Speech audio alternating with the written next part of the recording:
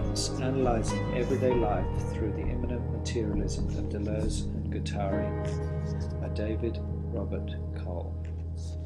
What is everyday life?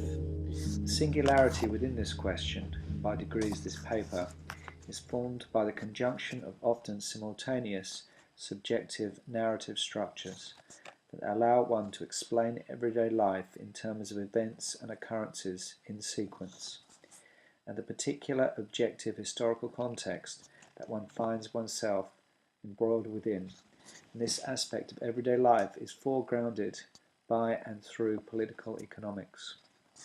The idea of everyday life in this paper is henceforth diverted from the structural critique of objective sociology that Henri Lefebvre enacted and aligned with the practice of everyday life as described by Michel de Saussure. Saussure famously stated, in order to become embroiled within the practices of everyday life, one should walk around urban areas.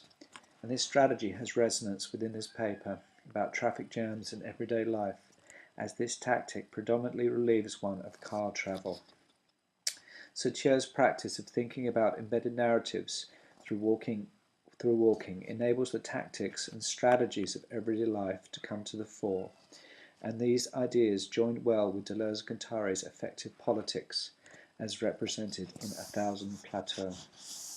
Everyday life in this paper is a form of reflexive, affective politics. This politics includes art, non-organic life, and thinking through the elements of contemporary existence until one begins to discern the plateau of everyday life as an on-current, reciprocating reality and a potential maelstrom of non-human becomings. I have termed this ingrained and fluvial reality as the Petro-Citizen. We are all Petro-Citizens. This statement is true even if we reject the everyday use of cars or if we believe in a green solution to impending environmental catastrophe. The Petro-Citizen is not a negative assessment with respect to everyday life, but is a fitting term that sums up some of the most vital elements of becoming involved with everyday life. Populations have been turned into packs of consumers through the economic and governmental processes of the last 25 years, and everything we consume depends in some way on petrol. The thought of traffic jams sits inside of us and creates emotional responses to events, some of which we may be barely aware. These responses and sentiments to everyday life are aligned with Deleuze and Guattari's rhizomatics, with pipelines of global capital that have increased the accessibility and proliferation of petrol with subjectivity. The wealth that is being created due to petrol consumption is reinvested in everyday life as parallel and alternate forms of economic activity. The economy is therefore driven and accelerated by petrol and the many other products of oil that we use, for example, plastics. George Bush said we are addicted to oil. This is an underestimation of the connection between subjectivity and oil. The microdynamics of traffic, combined with the macropolitics of oil, is more than an addiction. This more than may be understood through the ways in which the reality of traffic jams transmutes into different behaviours and planes that intersect with and manifest in everyday life. For example, the drive to and from work intersects with feelings of powerlessness, frustration, and inability to change circumstances, which is conjunctive with road expansion, car production, satellite towns, and the car parks of shopping malls. The Petro-Citizen dutifully consumes petrol by buying their food at the supermarket.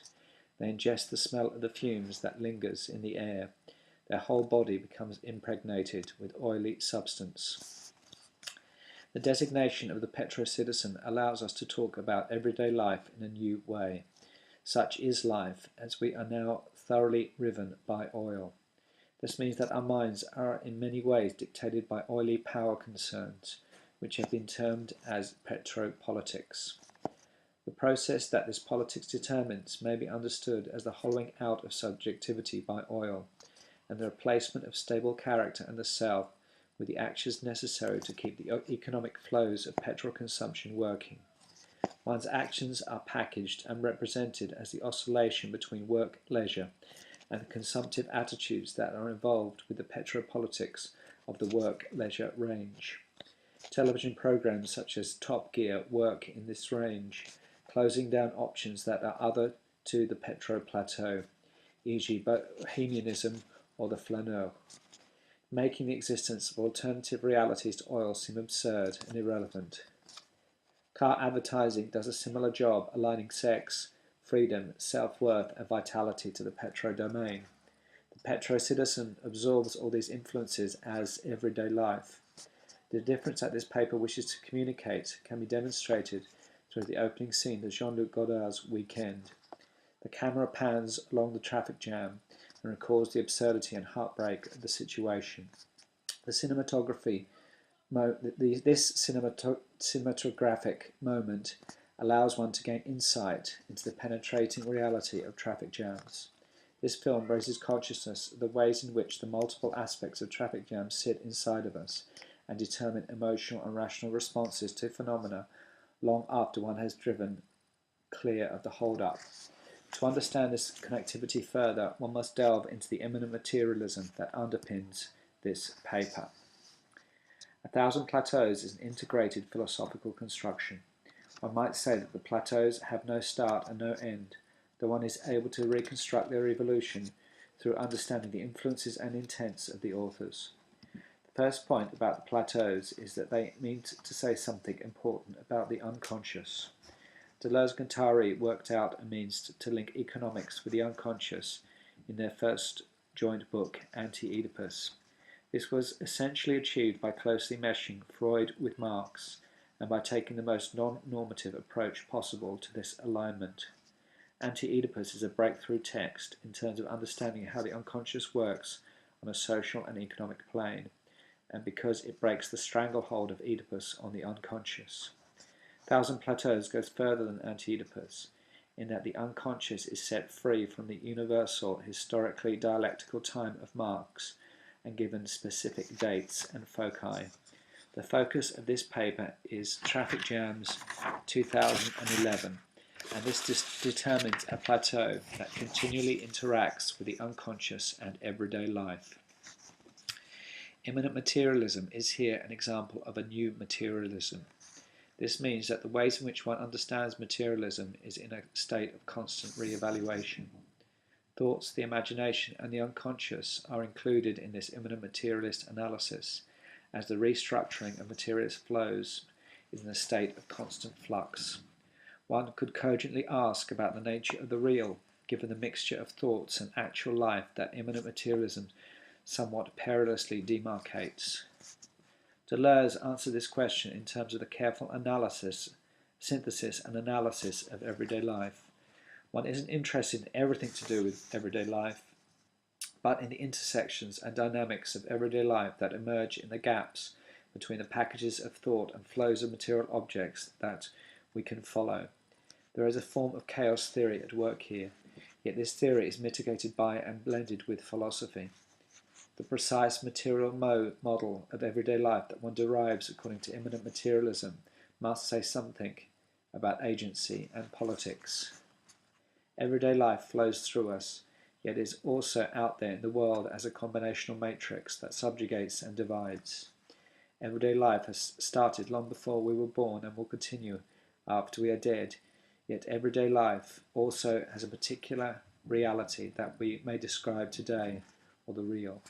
This paper looks to do work in this arena by locating traffic jams and the Petro-Citizen and putting them into conceptual and theoretical action. The immanent materialism of this paper responds to a vitalist concept of time. This means that the dynamic interactions of everyday life that are formed in the unconscious are extended through time as a vital energy in things. One could say that the ways in which traffic jams affect us determines a form of duration, or durée, which is an accumulating mode of understanding time. Not only does the powerlessness of traffic jams capture one's unconscious, it also stretches and plays with time. The endless repetition of the experience of traffic jams in one's life requires a strict vitalism, which animates the ways in which the contemplation and representation of traffic jams may alter reality. This Alteration links the immanent materialism of this paper to art and shows how traffic jams can be taken out of context and given new and different life. This connection to artwork also corresponds to the Spinozism that is functioning here, in that representations of traffic jams uncover affect in both the viewer and doer of the art. The effect of traffic jams is a dynamic collision of forces that can set off random and unforeseen events as well as perpetual stuckness. Traffic jams can be dramatic, moving, unearthly, and awe-inspiring. In this sense, the traffic jam determines a mode of social production without ownership that one may take from Marx, and a plane of immanence that attempts to establish differences in kind. These differences in kind are importantly distinguished from Kantian differences, in that the difference that immanent materialism establishes is not involved with transcendence or the subject I. Phenomenology is circumvented through immanent materialism by setting the subject free of its perceptual bindings. However, at the heart of this unbinding action, and in order to cope with the dictates of the real in an expanded subject, lies an inevitable confrontation with death. In between the spaces of the traffic jam, both in our minds and in reality, are car crashes. The insertion of car crashes into the immanent materialism of traffic jams brings us closer to the reality of everyday life. The construction of a plane of immanence with respect to the everyday life of traffic jams includes the reality of car crashes. The unconscious is activated at this point, as the chaos of non-determinate effects involved with a car crash seeps into consciousness. This thought production could manifest as a sudden panic attack whilst driving, or as a certain atmosphere of fear that one might discern as one enters a roundabout or in a car park. Andy Warhol's Pink Car demonstrates the effect of fear as a suburban family clamber out of their upturned car. One can see a white picket fence behind the car crash, which adds to the effect in that the death drive has arrived in familiar suburbia. Everyday life is therefore connected to the death drive, and everyday life is made other through this piece of art. Pink Car has a visceral effect on the viewer, in that the ways in which one may perceive are engaged and reversed. That could be you struggling to get out of your car after your next trip to the shops. After viewing this picture, that thought could lodge itself in your mind every time that you get into your car.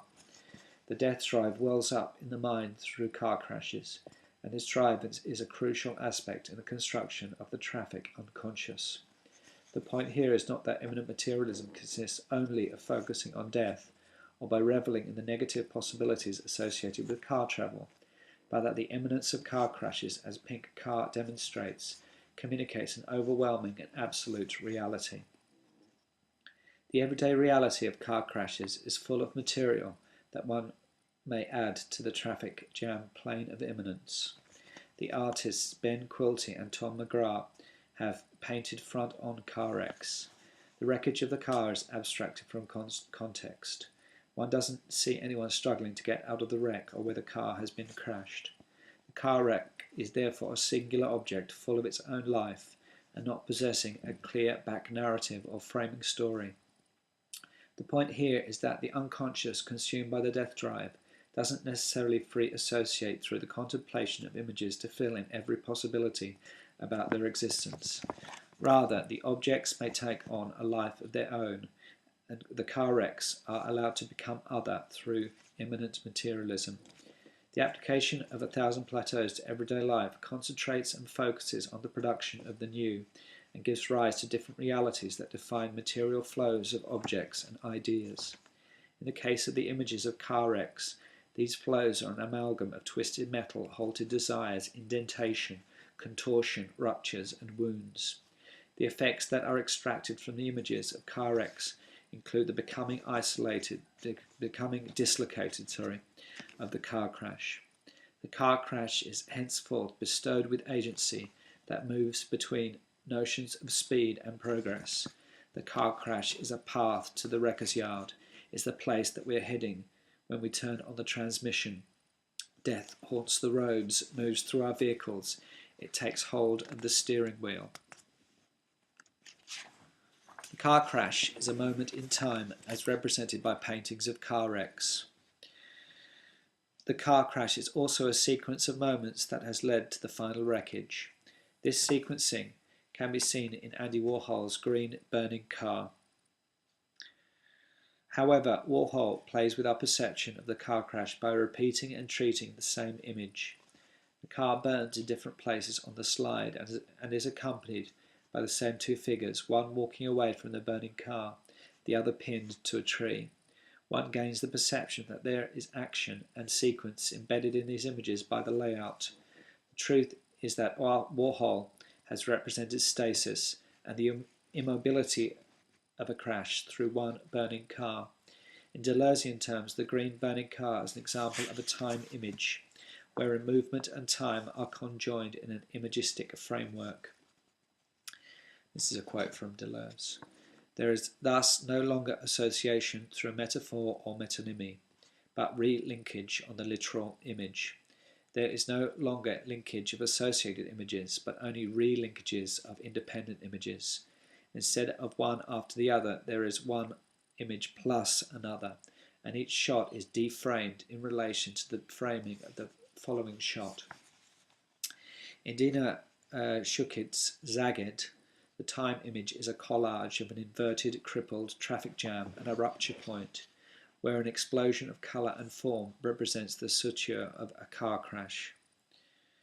The painting comes out of the frame and impresses the reality of the car crash on the viewer.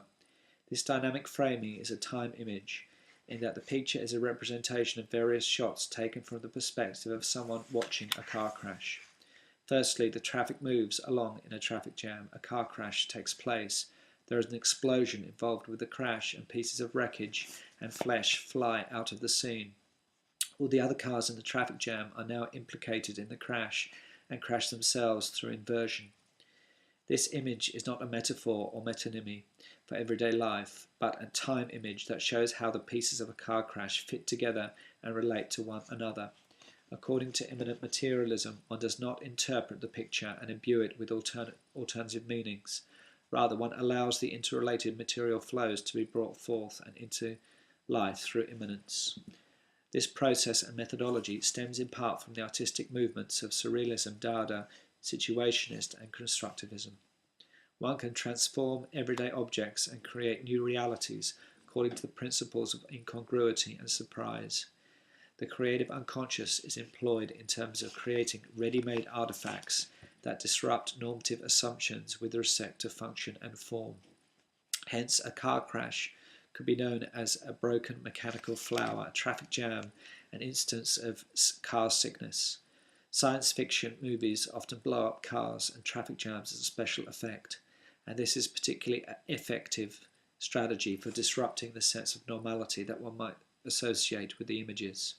The time image is therefore a flexible and inverting schema for understanding the ways in which car crashes and traffic jams represent reality and impinge upon everyday life. This is called the everyday life of Petropolitics implies a certain relationship with libidinal forces, which could be expressed through the phrase libidinal car-ism. People begin to worship their cars. This relationship is loving, fetishized, sexual and intimate. The becoming involved here importantly signifies a certain process of car modification. One can fit enormous speakers to the back of the vehicle, use the back end of the car for pole dancing, or turns one's van into a science fiction transportation device. The focus here is not to dismiss these consequences of libidinal car-ism as other to the normal relationship that one might want to develop between oneself and one's car, but to understand that these behaviours may be studied and incorporated into the notion of everyday life that this paper is articulating with reference to immanent materialism.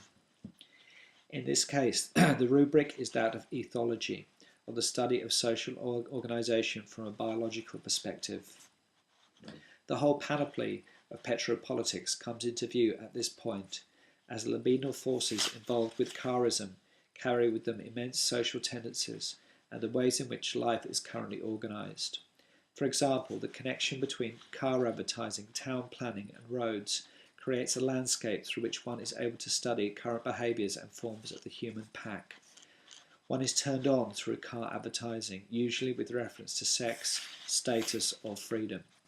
This energy is henceforth packaged and managed through one's use of the car in the town where one lives, i.e. in the drive to work, going to school, or in the pursuit of leisure.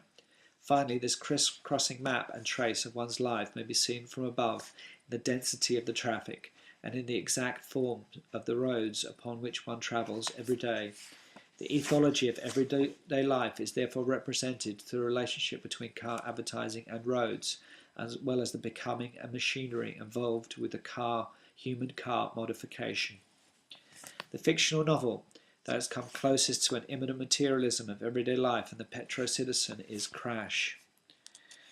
David Cronenberg made Ballard's hallucinogenic tale into a film, and these pieces demonstrate many of the principles of libidinal car-ism. Ballard wrote, I looked through the colour photographs of the magazines. In all of them, the motor car, in one style or another, figured as the centrepiece. Pleasant images of young couples in group intercourse around an American convertible parked in a placid meadow. A middle-aged businessman naked with his secretary in the rear set of his Mercedes. Homosexuals undressing each other in a roadside picnic. Teenagers in an orgy of motorized sex on a two-tier vehicle transporter, moving in and out of lashed-down cars. And throughout these pages the gleam of instrument panels, window louvres, the sheen of over-polished vinyl reflecting the soft belly of a stomach or a thigh, the forests of pubic hair that grew from every corner of these motor car compartments. Cars and humans are thoroughly entwined in this novel and film.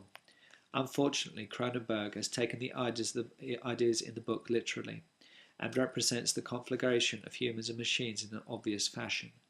The deployment of immanent materialism requires innovation and extension from the literal representation of ideas.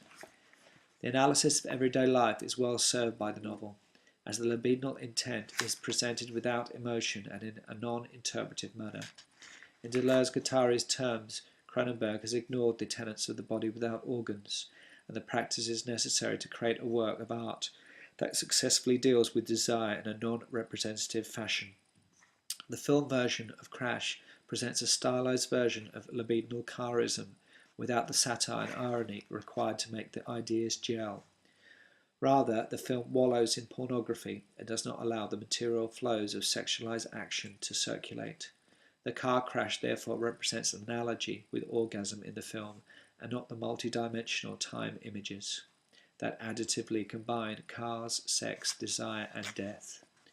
The moment of impact in the film version of Crash is limited through the filmic processes and cinematic effective devices. For example, the crescendos of music, shot choices, lighting, dialogue, and interpretive screenplay.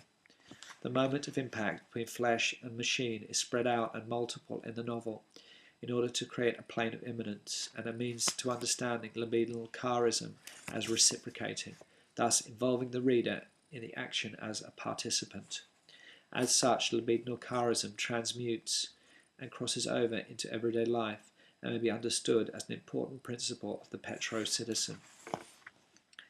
The exact political positioning of the Petro-Citizen is a convoluted and reflexive construction. This is in line with the politics of immanent materialism, which takes relevant political movements and follows the material flows that these movements present, in this case to aid with the analysis of everyday life and the Petro-Citizen. For example, the global liberal market economics of the present situation flows through the Petro-Citizen, as the connection to capital, cars, petrol consumption, and the products of oil is immanent to everyday life. With this in mind, oil is an ineluctable mirage and brake on any form of lasting political innovation. The Petropolitics of everyday life sits behind the instances that one may present to sustain the thesis of the Petro-Citizen as a shadow or oily smudge on the clarity of the concepts involved. This is especially pertinent with respect to the political analysis of the situation. The immense wealth that oil produces encourages lies, deception, and the artificial positioning of power elites interested in the capital flows of oil, yet pretending to side with green solutions to environmental problems. Most politicians still vote for more road construction, the investment and jobs of car factories, and the diplomatic appeasement of oil-producing nations. The result, in terms of politics, is a shady plateau, which we have termed as the Petro-Citizen, and this is an expanded version of subjectivity that fully embraces the conglomerations of oil in everyday life. The Petro-Citizen, as an individual or group, may choose to ethically oppose many of the consequences of the global domination of oil, yet this is not enough to stem the tide of the invasion of the plateau by the Petro-Citizen. The machinery within which we now live encourages domestication and subjugation to capital flows that are connected to oil production. This process of invasion by the Petro-Citizen has a plethora of diverse strategies at hand, which cannot be straightforwardly calculated or quantified, but define an indeterminate mutational thesis and rolling plane of immanence. This immense multiplicity of factors is in complete opposition to the harshness of determinism, into which, by breaking it down into endless action and reaction, it, i.e. immanent materialism, introduces cleavage and discord at every turn. This is why one needs to accept the tenets of immanent materialism to understand how the Petro-Citizen functions. Immanent materialism has an aleatory structure, which one may understand with reference to concepts such as the machinic phylum. The machinic phylum demonstrates how the organic and the inorganic create series and permutations according to immanent materialism, and in the case of this paper, these series populate everyday life and the Petro-Citizen. The Petro-Citizen is subject to evolution, yet this evolution is accelerated and mutated through the petropolitical influence of oil. The organic and the inorganic work together in the formation of Petro-Citizens, and this formation is a checkered flag in terms of drawing one forward to understand everyday life. The concept of libidinal car-ism moves one in time on the plateau of the Petro-Citizen and towards the checkered flag, yet this time is itself constructed as a vital time image and is therefore subject to the analysis of everyday life that we are performing.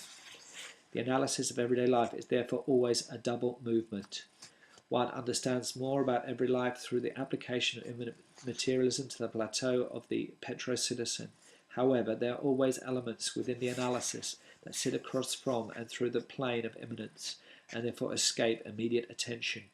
One therefore enters into a form of reciprocal ontogenesis with respect to constructing the plane of the Petro-Citizen, and in gaining knowledge about everyday life. This is a process of individuation as described by Simondon.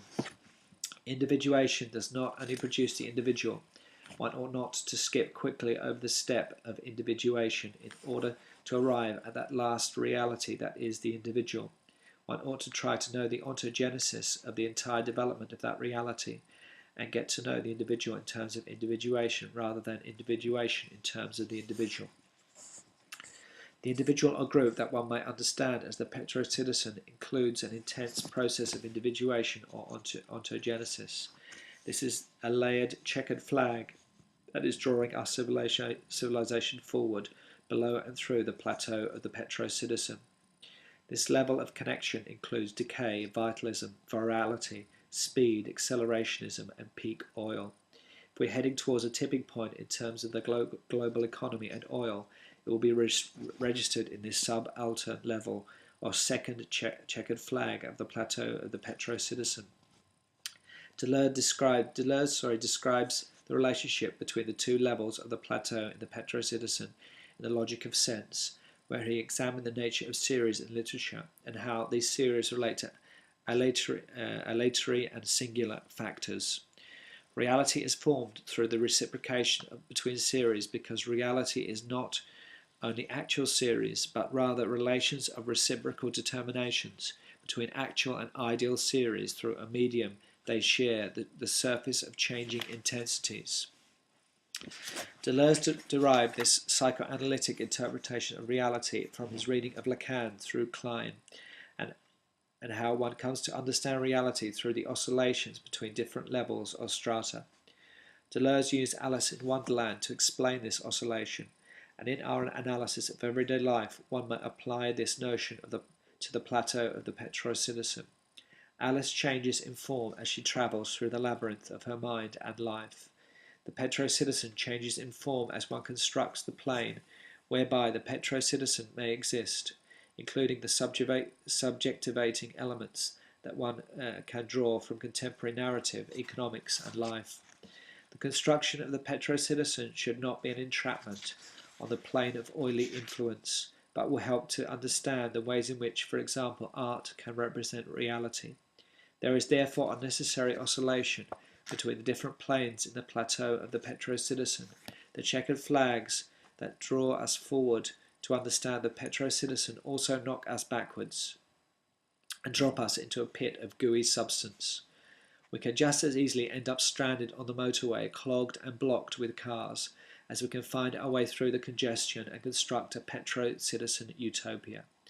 Immanent Materialism keeps the two options open and simultaneous. We don't have to take either road, as the two levels of the Petro-Citizen plateau are working together to construct the multiple realities of everyday life. Plateau of the Petro-Citizen forms individuals and herds that consume and exist within the context of Petropolitics, and this formation now extends around the globe. One of the clearest consequences of this spread of the Petro-Citizen is the consumptive practices and growth of cars in China. The longest traffic jams in the world are now in Beijing. There are chthonic relationships between the ways in which the individuation of Petropolitics formed citizens and the consumptive patterning and global consequence of these drives. One might say that the traffic jams in China represent a mode of organisation that infiltrates the ways in which one might now conceive of freedom.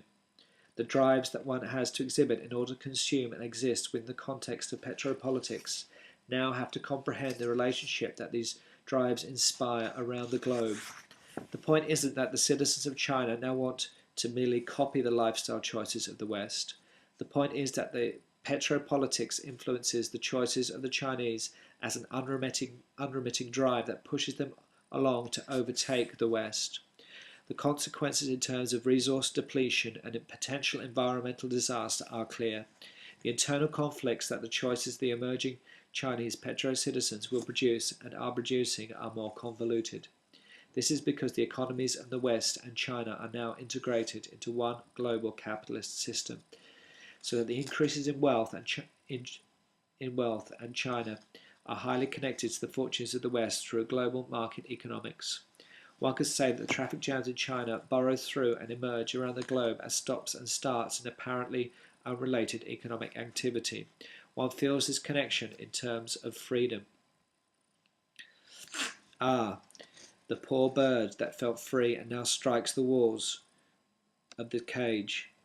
Woe, when you feel homesick for the land as if it had offered more freedom and there is no longer any land. This is a quote from Nietzsche, who expressed the workings of immanent materialism in terms of subjectivity and freedom. Currently, the World Wide Web can be used to communicate the ideas of immanent materialism simultaneously and concurrently around the globe. The Chinese citizens can do research on American and European lifestyles and replicate these habits in their own terrain. This means that, for example, the notion of violent revolution and the overthrow of oppressive regimes can now happen through a combination of various electronically mediated and organized social media and physical rebellion, which could ultimately threaten the continued predominance of the Chinese Communist Party. Within this MySpace version of the electronic agora, cybernetic communism is mainstream and unexceptional. What had once been a revolutionary dream is now an enjoyable part of everyday life. This is a quote from Barbrook.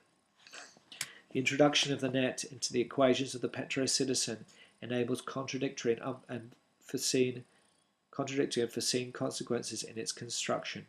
For example, a photograph in a traffic jam in Sao Paulo may be connected on the internet to an exhibition of suspended cars in Oslo, paintings of stylized car crashes in Los Angeles, and a representation of libidinal car-ism in Kiev. The plethora of meanings that one can extract from such multiple connectivity and a confluence of images gives rise to the creativity and artistic possibilities of immanent materialism. This is an affective movement which demands innovation and a highly developed sense of conceptual construction. One is never able to fully relax and think that immanent materialism has been fully realized, as it does not represent a closed system.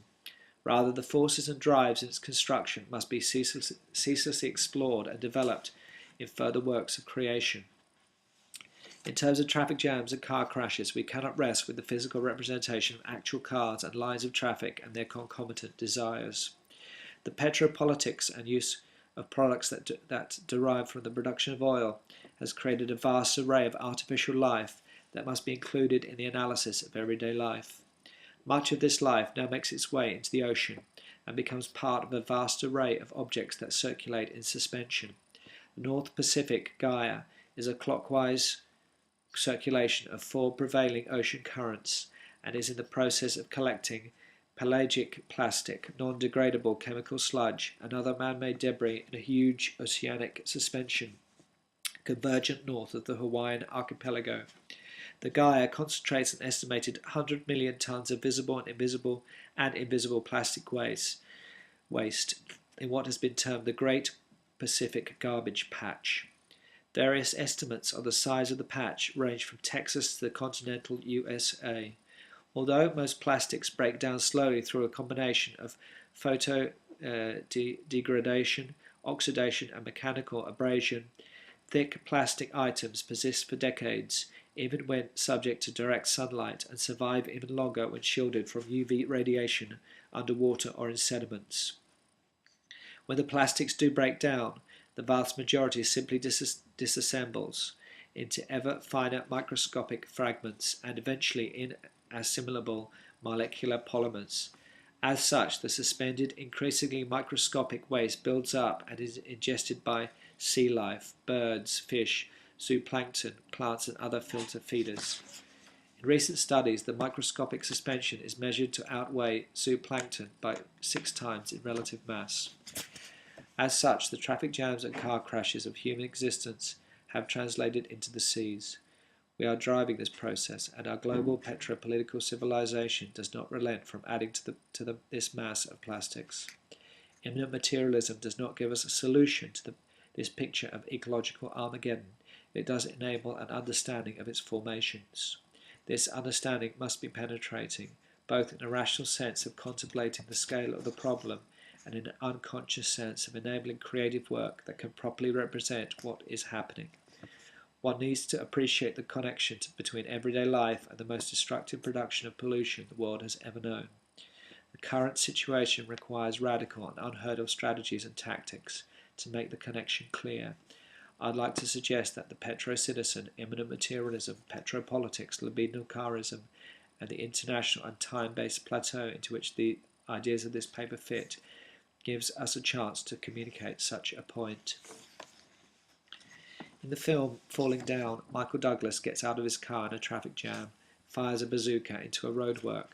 His character represents a rebellion against the everyday conformity that traffic jams and car crashes can produce. We all feel this rebellion ebb and flow in us as we watch the spectacle from our cars stuck in traffic jams.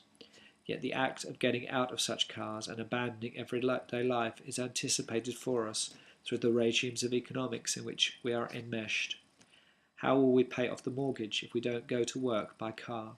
What is the future of society if we stay in our homes or only operate on foot?